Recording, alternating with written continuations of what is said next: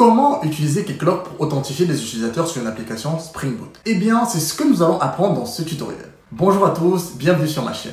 Si vous recherchez une solution pour sécuriser votre application Spring Boot, vous êtes au bon endroit. Keycloak est une solution d'authentification et de gestion des accès open source qui permet de centraliser l'authentification des utilisateurs pour vos applications. Dans cette vidéo, nous allons voir comment configurer un serveur Keycloak en local et intégrer l'authentification dans votre projet Spring Boot avec Spring Security. Nous allons passer en revue les étapes de configuration de Keycloak depuis l'installation jusqu'à la création de votre premier realm. Ensuite, nous implémenterons l'authentification dans Spring Boot, vous montrant comment sécuriser vos endpoints. Et à la fin de ce tutoriel, vous serez capable de mettre en place une authentification robuste et flexible pour votre application. Trêve de bavardage, passons à la pratique. Pour commencer, nous allons devoir lancer le serveur Keycloak sur notre poste. Donc pour ça, je vais aller sur le site officiel de Keycloak et je vais prendre la commande qui va me permettre de lancer un serveur directement en utilisant un Docker. Donc vous pouvez passer par Docker ou alors vous pouvez installer directement Keycloak sur votre ordinateur en téléchargeant le zip. Moi, je vais partir par Docker directement vu que j'ai mon Docker déjà installé sur mon poste. Donc ici, je vais copier la commande et donc je vais revenir sur IntelliJ ici dans mon terminal et je vais lancer ma commande. Ici, vous allez voir que je vais juste lancer un conteneur Docker sur mon port 8080. Et donc, mon admin, je vais l'appeler admin et le mot de passe, ce sera admin. Et pareil, ça, c'est le nom de l'image que je vais lancer. Donc, du coup, si vous n'êtes pas familier avec Docker, je ferai un tuto là-dessus. Donc, je vais démarrer ma commande Docker. Et ici, du coup, il va chercher, moi, normalement, j'ai déjà l'image. Donc, il va juste l'installer, le serveur Docker. Donc, en attendant qu'il fasse ça, je vais configurer mon projet Spring Boot ici. Vous allez voir ici que dans mon projet Spring Boot, dans mes starters, j'ai pris Lombok, Spring Web, Spring Security et O2 Resource Server. Parce qu'effectivement, avec du Keycloak, on va faire du O2. Et donc, c'est la raison pour laquelle je rajoute O2 dans mon path. Donc, maintenant que mon serveur a démarré, je vais renseigner ici, vu que j'ai lancé sur le port 8080, je vais rouvrir mon navigateur et je vais aller sur le port 8080 et je vais rafraîchir ma page. Donc, vous voyez ici que j'ai directement l'interface de Keycloak et mon mot de passe admin et je vais valider ici pour me connecter. Donc, une fois que je me suis connecté ici, ce que je vais faire, c'est que je vais créer ce qu'on appelle un realm. Un realm, en réalité, c'est une structure dans laquelle je vais stocker un groupe d'utilisateurs ou bien des différents utilisateurs que je vais avoir. Donc, ici, je vais venir sur Keycloak et je vais créer tout simplement un realm. Et du coup, je vais donner un nom à mon realm. Pour ça, je vais l'appeler Spring Security Keycloak realm, tout simplement comme le nom de mon projet. Je mets à activer ici et je vais faire un create. Donc là, j'ai fait le create et ici, maintenant, je vais pouvoir configurer mes clients qui vont pouvoir accéder à mon application via Keycloak. Donc maintenant, je vais créer un nouveau client du coup. Et donc là, je vais tout simplement venir dans Client et ici, je vais faire create client. Et donc, quand je vais créer un client, je vais justement l'appeler, je vais donner un ID et je vais l'appeler My App Client. Donc, My App Client. Et donc, ici, je n'ai pas besoin de description, il n'y a que le client ID qui est obligatoire. Et donc, je vais faire un Next. Donc, vous avez juste à suivre Next, Next suivant jusqu'à la fin. Donc, je vais faire un Next jusqu'à la fin. Maintenant, dans le valide redirect URI, ici, ce que je vais faire, c'est mettre l'adresse de mon serveur. Donc, ici, http, et donc, localhost, je vais mettre le port sur lequel je vais lancer mon application Spring Boot. Donc, je vais mettre 80, 81, tout simplement ici.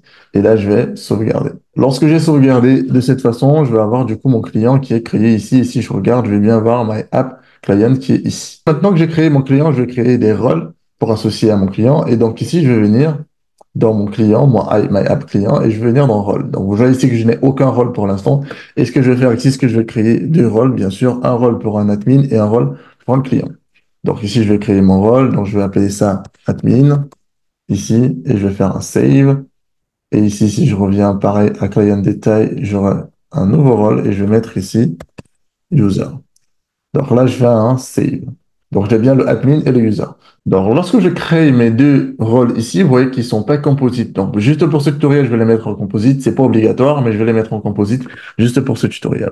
Donc pour ça, ce que je vais faire, c'est que je vais venir ici dans Realm Roles. Et donc ici, je vais créer de nouveaux rôles.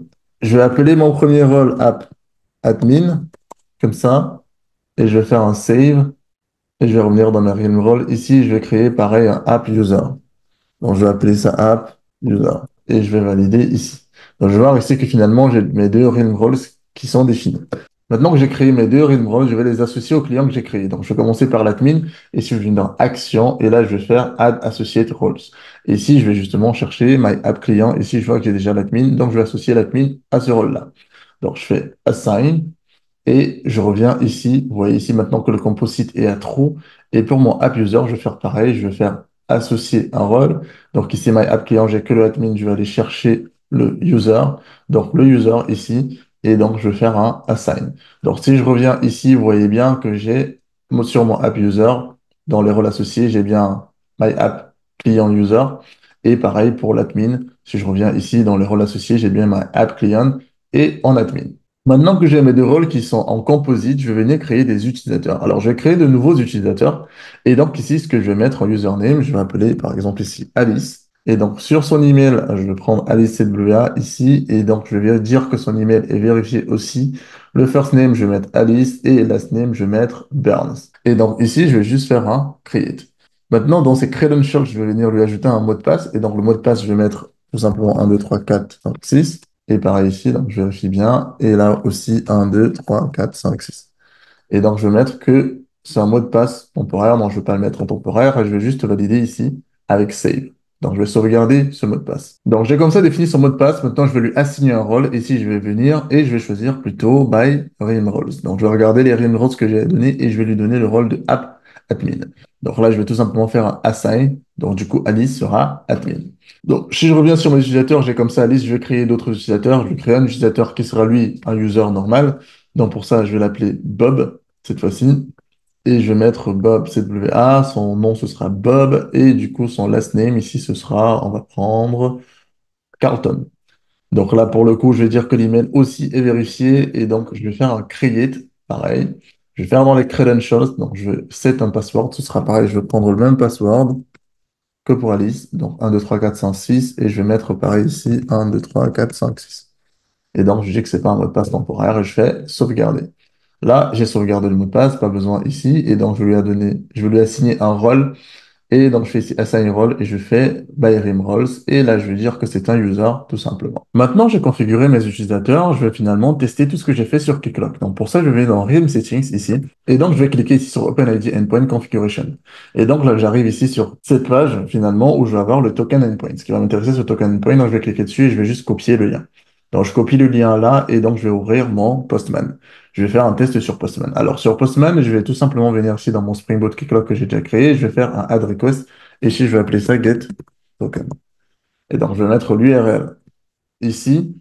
Et donc là, maintenant, je vais mettre dans le body les informations. Donc, ce sera un post, bien évidemment, ici. Et donc, mes données, je vais les mettre sous forme de XW, forme URL encoded. Donc, ici, je vais commencer avec le grant type. Ça va être les paramètres à donner à notre Keycloak. Donc, ça, c'est un peu le protocole OAuth2. Si vous n'êtes pas familier, je vous invite à regarder la documentation officielle. Dans le grant type, ici, ça va être password parce qu'on a défini que c'est une authentification par password. Et donc, ensuite, ce qu'on va définir ici, ça va être notre client ID. Alors, le client ID va correspondre à notre app ID. Donc, ici, je vais mettre client ID, comme ça. Et donc, ce sera le nom de l'app qu'on a spécifié, c'est-à-dire my app client, dans le client qu'on a défini. Alors, avec un tiret pour moi. Et donc, ensuite, ici, on va mettre le username. On va prendre, par exemple, Alice, qui est notre admin. Et ici, on va mettre le password tout simplement. Et dans le password, on va mettre le même password qu'on a spécifié. Bon, 1, 2, 3, 4, 5, 6. Et avec ça, si je valide ici, normalement, vous voyez que j'ai un access token. Donc ici, j'ai bien le access token, j'ai la date d'expiration, donc 300 millisecondes. Ensuite, j'ai le refresh expire, j'ai le refresh token. Donc vous voyez ici comme ça qu'avec Clock, je peux avoir un access token et un refresh token. Donc là, ça veut dire que tout fonctionne correctement. Il a su reconnaître mon utilisateur. Je vais essayer aussi avec Bob, qui est un utilisateur. Et donc, je vérifie si ça fonctionne. Et je vois bien aussi que j'ai ma réponse qui est là. Ça veut dire que j'ai bien configuré mon serveur Keycloak. Maintenant qu'on est sûr que tout ça fonctionne, on va passer à l'implémentation sous Spring Boot. Donc, je vais rouvrir ici IntelliJ. Et donc, dans IntelliJ, vous allez voir que c'est un projet Spring Boot classique, comme on a vu au début. Donc, ici, j'ai tous mes starters qui sont bien définis ici dans mon POM. Et donc, ici, je vais avoir dans mon source déjà une classe que j'ai faite. Donc, j'ai créé un contrôleur basique. Ici, vous allez voir un contrôleur tout simple avec un request mapping sur API. Et donc, on va avoir trois endpoints. Un endpoint qui va être ouvert à tout le monde, donc le Hello World, le Welcome Home. Ensuite, on va avoir un endpoint pour l'admin et un endpoint pour le user. Donc, classique comme contrôleur. Maintenant, je vais faire la configuration du coup de mon application. Donc, je vais venir ici dans les ressources et je vais venir dans mon YAML et je vais configurer du coup mon serveur Keycloak. Donc, pour ça, je vais faire Spring. Et donc, dans Spring, je vais aller dans Security. Et ensuite, je vais aller dans OAuth2. Et dans O2, je vais venir dans ressources serveur. Alors, on a notre serveur Keycloak et ce qu'on va faire, c'est donc configurer du coup les URL pour notre serveur Keycloak. On va commencer par le issuer URI. Dans le issuer URI, ça va tout simplement être l'URL qui va délivrer le token. Donc pour ça, on sait que c'est notre serveur Keycloak. Et donc tout ce qu'on aura à faire, c'est prendre ici notre URL localhost 8080, notre URL et spécifier le realm qu'on va utiliser. Donc tout simplement notre issuer. Ensuite, on va avoir ce qu'on appelle le JWK. Donc JWK, c'est pour JSON Web Key. Alors, si j'arrive à le trouver, JWK, cette URL. Donc cette URL va nous permettre du coup de définir un JSON Web Key. Donc, si vous n'êtes pas familier, encore une fois, avec O2 et les JWT, je vous invite à regarder la documentation officielle. Donc, ici, ce que je vais prendre, c'est juste que je vais récupérer ce issuer et je vais rajouter des informations à la suite. Donc, je vais prendre ici, je vais prendre la variable et donc là, rajouter tout simplement ici, protocole OpenID Connect, certes. Donc, ça va prendre cette valeur-ci pour pas avoir à la répéter. Je vais juste l'inférer de cette façon et ensuite, je vais rajouter cette partie à la fin. Il va nous falloir d'autres propriétés aussi pour notre JWT parce que lorsqu'on configure un JWT, en réalité, il va nous falloir l'extraire pour pouvoir vérifier effectivement qu'il correspond à celui qu'on a et récupérer certaines informations à l'intérieur. Ici, je vais mettre un petit commentaire pour dire effectivement que là, ça va être la security config. Et là, je vais mettre une autre ici pour des JWT config. Donc, dans mon JWT config, je vais tout simplement faire des clés ici. Donc, je vais mettre un JWT et là-dedans, je vais mettre auth. Ensuite, je vais mettre converter parce qu'on va convertir du coup notre chaîne pour pouvoir extraire les informations dont on va avoir besoin. Et là, je vais mettre ce qu'on appelle un resource ID. Le resource ID, ça va tout simplement me permettre de récupérer du coup le nom de mon client que j'ai défini tout à l'heure. Donc, c'est-à-dire pour moi, ce sera my app ici, client. Et ici, ensuite, je vais définir également le principal. Donc, le principal, que je vais appeler attribute. Le principal, ça va tout simplement être mon utilisateur. Donc, ici, je vais l'appeler principal. Et ici, je vais mettre user name de cette façon. Donc, on verra tout à l'heure comment est-ce qu'on va utiliser ces valeurs. Donc, là, j'ai comme ça défini ma configuration de sécurité avec mon JWT. Et ici, maintenant, j'ai défini les configurations pour le converteur pour convertir finalement le token que j'ai eu, cette chaîne de caractères. Donc, maintenant, ce que je vais faire, c'est que je vais créer du coup un package security ici pour configurer tout ça. Donc, ici, je vais l'appeler security. Et dans mon security, je vais pouvoir extraire ces propriétés pour pouvoir les utiliser dans mon code. Donc, ce que je vais faire, c'est que je vais créer du coup une nouvelle classe que je vais appeler JWT Converter Properties. Et donc, ici, ce que je vais faire tout simplement ici, c'est définir que c'est des configurations. OK? Et donc, ici, je vais dire aussi que c'est Configuration Properties. Donc, on va dire Configuration Properties. Là-dedans, je vais également avoir, je vais mettre ici au-dessus data pour pas avoir à mettre les setters et les getters. Et donc ensuite, ce que j'aurai juste à faire ici, configuration properties, il va me manquer du coup le préfixe. Donc je vais mettre le préfixe pour accéder à mes propriétés. Donc ici, je vais juste mettre jwt.auth et ici .converter. C'est ce préfixe-là que je vais mettre et ainsi dans ma classe, je vais pouvoir récupérer ces deux valeurs. Donc si je reviens ici, ça veut dire qu'il va me falloir juste récupérer les deux valeurs et donc ici, je vais mettre un private string. C'est pas issuer de mon côté, c'est resource ID. Donc je vais mettre resource ID et je vais dupliquer cette ligne et cette fois-ci, je vais mettre principal attribute qui correspond tout simplement à ce que je vais avoir. Ça doit correspondre exactement à ce que j'ai ici. Donc moi, j'ai mon principal attribute et resource ID. Donc ici, je mets ressource ID et principal attribute. Donc là, j'ai comme ça mis mon JWT converter. Maintenant, il va me falloir créer du coup un component qui va me permettre justement d'extraire les valeurs que je vais avoir dans mon token. Donc ici, je vais créer un JWT converter. Donc, je vais créer ma classe et je vais l'appeler JWT converter. Cette classe, elle va implémenter un converteur. Un converteur, et donc ce sera un converteur de type JWT, et ici, un Abstract Authentication Token. Et donc le converteur que je vais prendre, c'est bien le converteur de Spring Framework. Là, je vais importer tout ce qu'il me faut, et du coup, je vais implémenter toutes les classes qu'il me faut également. Là, j'implémente. Hop. Donc là, avant de faire ça, je vais annoter ici avec un component, parce que je veux que ce soit chargé. Donc, il va me falloir certaines valeurs. Donc ici, je vais commencer par mettre private final ici. Et je vais mettre un JWT granted authorities converter. Ce qu'il faut retenir dans cette classe, c'est qu'on veut juste extraire les informations qu'on va avoir dans notre token. Donc ici, ce que je vais faire, c'est tout simplement mettre égal à new JWT granted. Donc voilà. Donc ensuite, je vais mettre également un private. Et cette fois-ci, je vais mettre final et je vais l'appeler JWT Converter Properties. Dans les propriétés que j'ai tout à l'heure définies, je vais les injecter ici. Et donc, je vais mettre JWT Properties. Alors, pour faire cette injection, je vais faire l'injection par constructeur. Donc, je vais mettre ici, du coup, mon require constructor. Et là, on est plutôt pas mal. Dans notre méthode qu'on a implémentée, ici, on retourne nul. Donc, ce que l'on va faire ici, c'est tout simplement, ici, à la place de je vais l'appeler JWT et pas source. Et donc, ici, ce que je vais faire, c'est tout simplement créer une collection. Donc, une collection qui va me permettre, ici, de récupérer les grandes têtes authority, donc les autorités que j'aurai dans mon token. Ici, je vais l'appeler authorities. Et donc, ici, je vais mettre un stream et je vais concaténer. Alors, je vais importer stream. Alors, dans mon concat, je vais prendre le JWT grande tête authority converter et je vais appeler la méthode convert dessus, histoire de récupérer les informations. Alors, je vais prendre un JWT que j'ai en paramètre. Donc, je converte le JWT, donc je vais prendre tout, finalement, les grandes têtes authority que je vais avoir dans le JWT. Et donc, je vais faire un stream. Donc, pour avoir un stream, du coup, parce que je mets dans un stream, je fais un concat de stream. Et donc, en deuxième paramètre, ce que je vais mettre ici, ça va être, du coup, je vais essayer d'extraire. Donc, je vais mettre extract role, c'est une méthode qui n'est pas encore créée.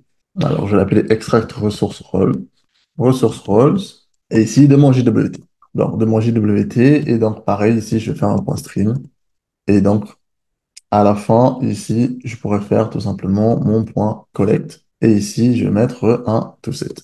Alors, ma méthode extract role n'est pas encore définie. Je vais la définir ici un peu plus tard. Et ici, j'aurai juste à faire du coup mon return. Dans mon return, je vais faire un new et je vais faire un JWT Authentication Token. Alors, majuscule JWT Authentication Token. Et là-dedans, ce que je vais juste mettre, c'est JWT. Je vais mettre les authorities et j'aurai juste à mettre le get principal claim name. Alors, ça, c'est pareil, c'est une méthode qui n'est pas créée, que je vais créer tout à l'heure. Et donc, je vais mettre mon JWT ici. Donc, on a deux méthodes qui ne sont pas créées et dont on a besoin. Ici, ce qu'on fait, c'est juste, on essaye d'avoir un Abstract Authentication Token à partir de notre JWT qu'on va avoir. Donc, je vais créer les autorités. Donc, ici, je fais une concaténation, finalement, de ce que je vais avoir, du coup, dans mon JWT et, du coup, les rôles que je vais extraire aussi de mon JWT. Donc, du coup, ce que je vais faire ici maintenant, c'est créer cette méthode get principal claim name. Alors, cette méthode, ça va être, du coup, un string. Ça va prendre un JWT. Et donc là, c'est bon. Et ce que je vais juste faire ici dedans, ça va être, du coup, de créer une string que je vais appeler claim name, d'accord? Et donc ici, je vais prendre égal JWT. Alors, je vais prendre JWT claim names et je vais prendre un point sub. Donc, dans la structure d'un JWT, on sait que le subject, en gros, c'est cette constante-là. Donc, pour pouvoir récupérer ça, je vais juste l'appeler claim name. Donc, ensuite, je vais vérifier ici. Si du coup, properties, qui va être du coup, alors comment je l'ai appelé? Alors, JWT converter properties. Donc, si mes properties ici, je fais get principal attribute. Donc, si le principal attribute ici est différent de nul, ce que je vais faire tout simplement ici, ça va être de faire que le claim name, ça va être tout simplement ma valeur. Donc, si c'est différent de nul, s'il a réussi à le récupérer correctement, dans le cas contraire, et ici, je vais tout simplement faire un return, ici, de mon JWT, voilà, get claim, et mettre mon claim name. Donc, ça veut dire que je vais récupérer cette valeur si elle est définie. Donc, si elle a été récupérée correctement, je vais la prendre. Sinon, par défaut, je prends le sub. Maintenant, ce qu'il va me falloir faire, c'est définir cette méthode extract. Donc, pareil, je vais du coup la créer. Cette fois-ci, dans ma collection, ce ne sera pas une collection d'objets, mais ce sera une collection de quelque chose qui va étendre un grand authority. Comme ça. Et OK. Très bien. Donc là maintenant, au lieu de faire mon return, avant de faire mon return, ce que je vais faire, c'est poser ici. Et donc du coup, je vais créer une map de string object, ok, que je vais appeler resource access. Dans cette map, ce que je vais mettre, c'est tout simplement jwt.getClaim. Alors, un getClaim, et ici, je vais mettre resource access. Ce resource access va tout simplement me permettre de récupérer les clés ressources access que je vais avoir dans mon token. Donc ensuite, je vais créer une autre map ici. Ce sera pareil avec string object, object, ok, et dans cette fois-ci, je vais l'appeler tout simplement ressource. Ça, ce sera uniquement la ressource. On verra tout à l'heure à quoi ça va nous servir. Et donc ici, je vais créer une collection, enfin, une collection de strings pour du coup les ressources rôles. Donc ressources rôles. Alors, ressources rôles. Ok. Donc ici, ce que je vais faire, c'est que je vais tester. Donc, si mon ressource access, pas différent mais égal à nul, si mon ressource access est égal à nul, ça veut dire que je n'ai pas de valeur là-dedans. Ce que je vais faire ici, c'est que je vais mettre un OR. Et là-dedans, je vais essayer du coup de stocker ressources. Dans ressources, je vais essayer de mettre la valeur. Alors, je vais mettre, il faut caster ça, OK, en string object. Et donc, du coup, ici, il me faut faire ressources access.getProperties, vu que c'est une map.get. Et là, ce que je vais mettre, ça va être tout simplement JWT convert properties et je vais faire un point get resource ID.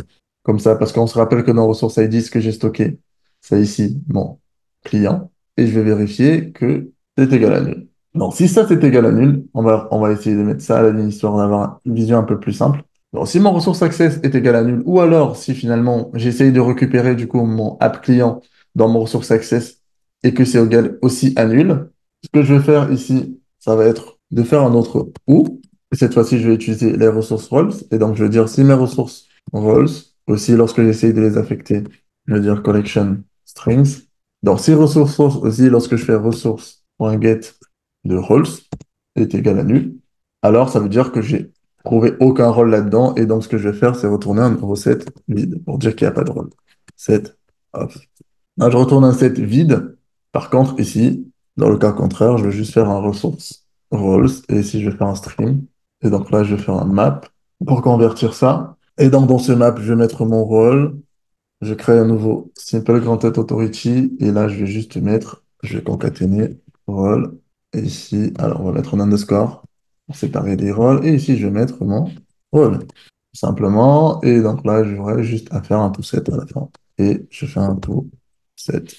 Hop. Donc là, j'ai comme ça récupéré mes grandes têtes authority. Donc je vois ici que je prends le ressource access que je vais récupérer dans mon JWT et je vérifie si s'il est égal à nul. Donc s'il est égal à nul, ça suffit pas. Je vais vérifier effectivement que j'ai pas de ressources par rapport à mon app client. Et ensuite, je vérifie également aussi que bah, j'ai pas de rôle dedans. Donc cette condition me permet de vérifier qu'il n'y a effectivement pas de rôle qui est défini. Dans ce cas-là, je retourne un set vide. Dans le cas contraire, je vais récupérer tous les rôles qui sont définis dans mon JWT et je vais les retourner en préfixant ici avec rôle. Donc, une fois que j'ai fait ça, normalement, ici, je suis plutôt pas mal pour ma classe de converteur. Donc, dans mon converteur, j'ai comme ça implémenté tout ce qu'il me fallait. Maintenant, dernière étape, il va me falloir définir le Spring Security Config. Donc, pour la Security Config, je vais créer ici une nouvelle classe. Donc, ici, je vais l'appeler Security Config. OK. Et donc, ici, Configuration. Et donc, ici, Enable Web Security. Bon, une fois que j'ai fait ça, maintenant ici, je peux venir ici définir mes informations. Alors, ici, je vais faire de l'injection dépendante. Donc, je vais également mettre aussi ici le require arg constructeur. Donc, ici, je vais mettre un public static final string. Et donc, ici, je vais appeler ça admin. Donc, mon admin, que je vais appeler ici admin pour le rôle admin. Et ici, je vais dupliquer, sauf qu'ici, ce sera user. Et ici, ce sera user. Donc, maintenant, ici, je vais injecter, du coup, finalement, mon private ici, final, que je vais mettre ici un JWT converter. Alors, converter, que je vais appeler JWT converter. Alors, maintenant, il me manque plus qu'à définir ma public ici, security filter chain. OK, que je vais appeler configure. Et là, du coup, j'ai défini mon HTTP ici, point build. Ouais. Donc là, j'ai mon HTTP point build. Alors maintenant, avant de faire le point build, je vais faire ici authorized HTTP request. Donc le HTTP request que je vais faire ici, ça va être du coup de prendre mon hot. Et là, je vais définir tout ce que je vais avoir dans mon hot. Donc hot, ici, dedans, je vais faire un point. Et donc, je vais mettre mon request matcher. Dans mon request matcher, ici, je vais mettre mon slash API home pour mon hello world. Et lui, je vais autoriser, je vais faire un permit all. Ça, c'est bon. Alors, je vais avoir d'autres request matcher. Le request matcher, par contre, pour API ici, user, il faudra, pour pouvoir y accéder, alors on va mettre des étoiles, pour pouvoir y accéder, il va falloir que j'ai le rôle user. Donc, ici, je vais mettre as rôle, et ici, je vais mettre user. Et ce sera pareil pour l'admin. Donc, je vais mettre un request matcher, pareil, pour API slash admin. Et donc ici, je vais quand même mettre, ouais, je vais mettre des étoiles, on va dire que c'est des chemins par défaut. Et donc ici, je vais dire que je dois avoir le rôle ici admin. Donc voilà. Alors ici, effectivement, je peux préfixer aussi avec les méthodes get, si je veux. Donc ici, je peux préfixer avec la méthode get, je mets HTTP, méthode get, et ici, je mets une virgule, pour dire, pour être un peu plus fin. Donc je rajoute des méthodes get. Et ici, du coup, je vais mettre à la fin que toutes les autres requêtes, donc toutes les autres requêtes, any request, hop, alors any request, authenticate.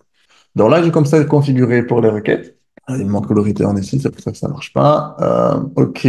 Donc maintenant, ici, il va me falloir définir le session management. Donc session management, ça c'est classique aussi. Donc là, je vais tout simplement mettre ici session. Et là, je vais rajouter un truc par défaut. Donc session. Point ici, session. create policy, et là je vais le mettre en stateless tout simplement. Alors je vais mettre stateless, yes. Et ensuite, ici, pour terminer, O2. Donc je vais configurer O2, donc O2 ressources serveur, et là je vais définir mon O2, ça. Alors ici, je vais juste mettre alors O2, et donc là je vais configurer mon JWT. Et dans mon JWT, le customizer que je vais mettre, je vais prendre JWT.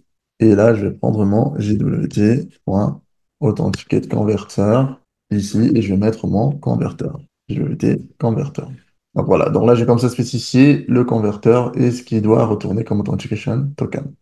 Donc là, j'ai comme ça configuré ma classe de sécurité. Alors, dernière chose, vu que mon application par défaut elle va lancer sur le port 8080, je vais éviter ça et je vais venir dans mon YAML ici. Je vais spécifier le port quand même. Alors, je vais le mettre ici à la fin. Alors, serveur.port. Et donc, moi, je vais le mettre sur le port 8080. Donc, si je démarre mon application ici, hop, ici, je vois bien que j'ai démarré mon application. Ah, avant que j'oublie, ici, j'ai pas noté un bin, donc du coup, cette méthode va pas être chargée. Donc, je vais mettre bin ici, que la méthode soit bien chargée. Donc, ici, je redémarre mon application. Hop, OK. Et donc, du coup, si je reviens sur Postman, ici, je vais créer une nouvelle request. Dans cette request, je vais l'appeler, par exemple, on va dire test keyclock. OK. Test qui claque. Et donc ici, l'URL, je vais prendre API Home déjà. Normalement, API Home, c'est pas protégé. Donc si je fais ça, donc j'ai bien mon Hello World. Ici, vous voyez que j'ai bien mon Hello World. Donc maintenant, si je viens sur User, et ici, il va me demander de m'authentifier. Donc ici, il me dit 401 unauthorized, donc j'ai pas le droit. Donc ici, je vais récupérer le token. Donc je vais prendre le token d'Alice ici. Et si je prends le token d'Alice, donc ça veut dire je relance ici, je récupère son token qui est là. Donc si je reviens dans mon test keyclock, ici je viens dans autorisation, et ici je viens dans bearer token et que je remplace par la nouvelle valeur, si j'exécute, vous voyez ici que j'ai un 403 forbidden. Pourquoi? Parce que j'essaye d'accéder à user alors que Alice, elle est admin. Donc ça veut dire que pour que ça puisse fonctionner ici, il faut que je mette bien admin. Si je mets admin, là, je vois ici que j'ai bien hello admin. Donc, vous voyez que keyclock ici, en fonction du rôle, va me permettre d'accéder ou non à certaines ressources. Donc, vu que je suis admin et que j'ai dit que l'admin n'a accès qu'à son chemin à lui, je pourrais pas accéder au chemin user. Donc, c'est pareil, si je prends Bob ici, qui est un user basique, si je prends Bob et que je relance, je récupère le token de Bob et je reviens ici. Si je remplace ici dans l'autorisation, et je mets le token de Bob pour accéder à admin, je vois bien ici qu'il me dit bah, je ne suis pas reconnu. Donc c'est pareil, si je mets user, par contre, je vais pouvoir y accéder. Donc voilà comment vous pouvez utiliser du coup Keycloak pour configurer une authentification. Il y a bien plus de choses que vous pouvez faire avec Keycloak. Vous pouvez regarder, par exemple, rajouter un scope ou bien rajouter, configurer les utilisateurs de sorte qu'ils puissent avoir des client ID, des clients secrets que vous pouvez configurer. Donc c'est un peu de cette façon que vous pouvez mettre ça en place. Après, sur une vraie application, vous aurez à faire ça avec un code JavaScript, par exemple, qui va permettre de récupérer un token dans un premier temps. Et ensuite, vous aurez par exemple le refresh token que vous pourrez accéder ou que vous pourrez utiliser. Donc voilà un petit peu pour une initiation basique à Keycloak.